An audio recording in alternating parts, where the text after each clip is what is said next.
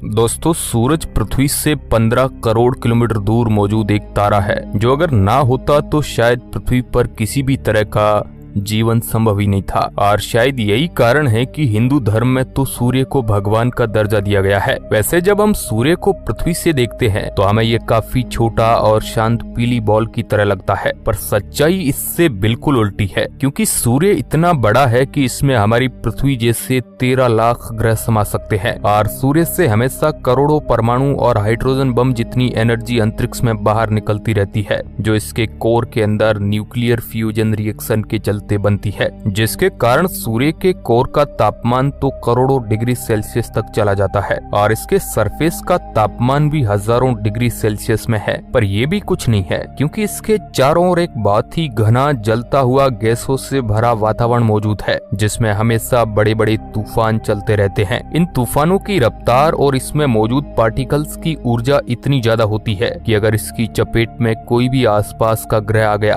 तो वह पूरी तरह से बंजर बन जाएगा और जलकर राख हो जाएगा। इसका एक एग्जाम्पल आप सूर्य के करीब मौजूद मरक्यूरी और वीनस ग्रह को देख सकते हैं, जहां का तापमान 400 डिग्री सेल्सियस से भी ज्यादा है। इतना ही नहीं, मंगल ग्रह की आज जो हालत है वह भी इन्हीं शोर तूफानों के कारण हुई है, क्योंकि मंगल ग्रह के पास पृथ्वी की तरह अपना कोई मैग्नेटिक फील्ड मौजूद नहीं है जो उसे सूर्य पर चलने वाले इन खतरनाक तूफानों से बचा सके। पर सच्चाई तो यह है कि पृथ्वी के पास अपना खुद का मैग्नेटिक फील्ड होने के बावजूद भी कई बार सूर्य से आने वाले ये खतरनाक सौर तूफान पृथ्वी पर काफी तबाही मचा चुके हैं। 1990 में ऐसा हो चुका है जब सूर्य से निकलने वाले एक बहुत ही बड़े सौर तूफान की टक्कर पृथ्वी से हुई और इसने पृथ्वी पर मौजूद लगभग सभी इलेक्ट्रॉनिक जो सैटेलाइट है उनको काफी नुकसान पहुंचाया था। इससे अरबों डॉलर का नुकसान हुआ था और पूरी दुनिया का कम्युनिकेशन एक दूसरे से काफी प्रभावित हुआ था। और उस समय तो इंसान इतनी टेक्नोलॉजी का प्रयोग भी नहीं करते थे, और आज के समय तो बच्चे बच्चे के पास मोबाइल फोन मौजूद है। दुनिया में हर काम इंटरनेट की मदद से आज हो रहा है और पृथ्वी की ऑर्बिट में भी हजारों सैटेलाइट घूम रही है। ऐसे में अगर आज कोई ताकतवर सौर तूफान पृथ्वी से टकराया तो ये पृथ्वी पर काफी ज्यादा तबाही मचा सकता है और हमें बिना इंटरनेट कर सकता है। इसलिए वैज्ञानिक लंबे समय से सूर्य और इससे पैदा होने वाले सौर तूफानों पर रिसर्च करना चाहते हैं, ताकि हम इन्हें समझकर भविष्य में किसी बड़े सौर तूफान की तबाही से बच सके। इसलिए 12 अगस्त 2018 को नासा ने पार्कर सोलर प्रोब नाम का एक स्पेसक्राफ्ट सूर्य की ओर लॉन्च किया, जिसका काम सूर्य के सबसे करीब जाकर उस पर चलने वाले सौर तूफान और उसके स्ट्रक्चर पर रिसर्च करना है। इसी स्पेसक्राफ्ट में कई कैमरे और आधुनिक उपकरण भी लगाए गए हैं, और जैसे जैसे ये सूर्य के करीब जा रहा है हमें कई नई चीजें जानने को मिल रही है। और अब तो इसने सौर तूफानों को भी रिकॉर्ड करना शुरू कर दिया है, यानी जो सौर तूफान कुछ समय पहले तक हम केवल पृथ्वी के पोल्स पर अरोरा के रूप में देख सकते थे, आज के समय में सोलर प्रोब की मदद से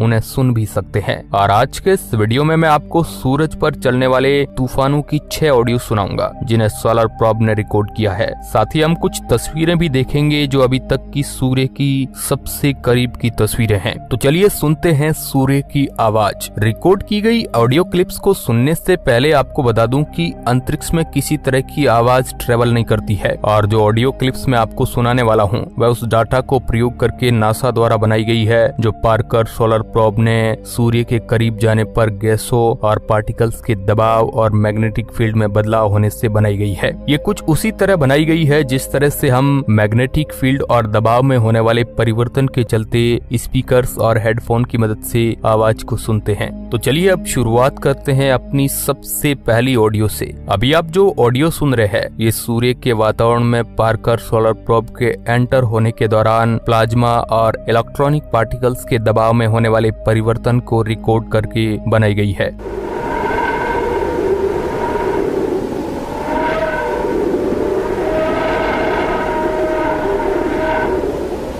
इसके अलावा जो आप वीडियो देख रहे हैं ये भी सोलर प्रोब द्वारा रिकॉर्ड की गई है, जिसमें आप सूर्य से निकलने वाले पार्टिकल्स को काफी तेजी से बाहर जाते हुए देख सकते हैं। वैज्ञानिकों का कहना है कि इस ऑडियो में जो आवाज ऊपर और नीचे हो रही है ये सूर्य के वातावरण में मौजूद गैसों के दबाव में तेजी से होने वाला परिवर्तन है। अब बारी आती है हमारी दूसरी ऑडियो की। ये ऑडियो सूर्य के थोड़ा और करीब जाकर वहाँ पर गैसों में आने वाले परिवर्तन से रिकॉर्ड की गई है।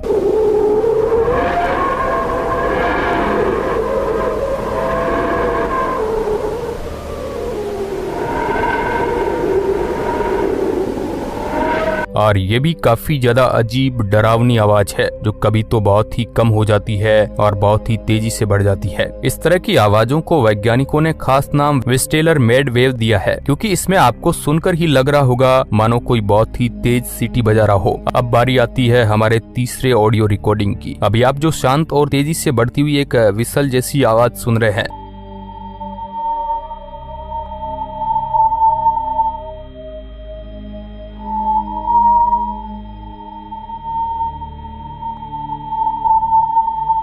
ये सोलर प्रोब द्वारा रिकॉर्ड की गई हाई चार्ज पार्टिकल के प्रेशर में होने वाले दबाव की रिकॉर्डिंग है। यह ऑडियो रिकॉर्डिंग इसलिए भी खास है क्योंकि इससे सूर्य से निकलने वाली एक खास तरह की वेव से रिकॉर्ड किया गया है, जिसे लंगमोयर वेव कहा जाता है। इस तरह की वेव काफी ज्यादा हाई फ्रीक्वेंसी पर ट्रेवल करती है और जब सोलर प्रोब द्वारा रिकॉर्ड किए गए इस डाटा से ऑडियो फाइल बनाई गई तो उससे हमें इस तरह की हाई पिच ऑडियो मिली। चलिए अब चलते हैं हमारी चौथी रिकॉर्डिंग की ओर।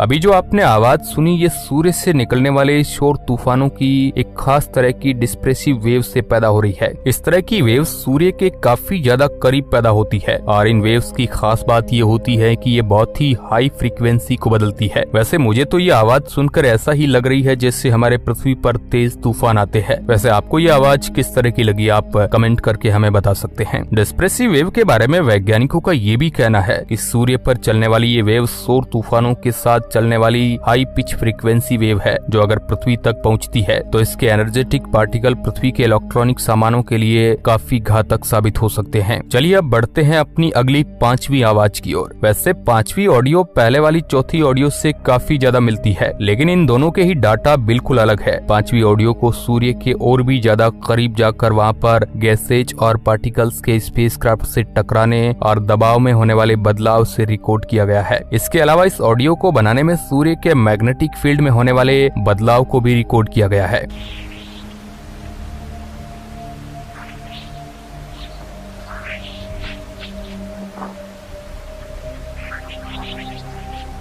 यानी इस पांचवी आवाज में आप जो आवाज सुन रहे हैं, ये सूर्य पर चलने वाले सौर तूफान और सूर्य के मैग्नेटिक फील्ड में होने वाले बदलाव दोनों से ही मिलकर बनी है। और वैज्ञानिकों की माने तो इस आवाज और डाटा की मदद से वह सूर्य पर चलने वाले सौर तूफानों के समय अंतराल को समझ सकते हैं। कहने का मतलब है कि भविष्य में हम इस डाटा की मदद से ही ये प्रेडिक्ट कर पाएंगे कि सूरज पर चलने वाले सौर तूफान कब और कितनी तेजी से आते हैं। चलिए अब बढ़ते हैं छठी और सूर्य की आखिरी ऑडियो रिकॉर्डिंग की ओर। ये ऑडियो रिकॉर्डिंग इसलिए भी खास हो जाती है क्योंकि ये पहली ऐसी रिकॉर्डिंग है जो सूर्य पर चलने वाले सौर तूफान या फिर मैग्नेटिक फील्ड डाटा से रिकॉर्ड नहीं की गई है, बल्कि ये ऑडियो रिकॉर्डिंग उन छोटे छोटे मीटियोरॉइड यानी पत्थरों की है जो सूर्य के स्ट्रॉन्ग ग्रेविटी से बंधे हैं और सोलर प्रोब के करीब 70,000 किलोमीटर से सूर्य की ओर बढ़ने के कारण लगातार इससे टकरा रहे हैं।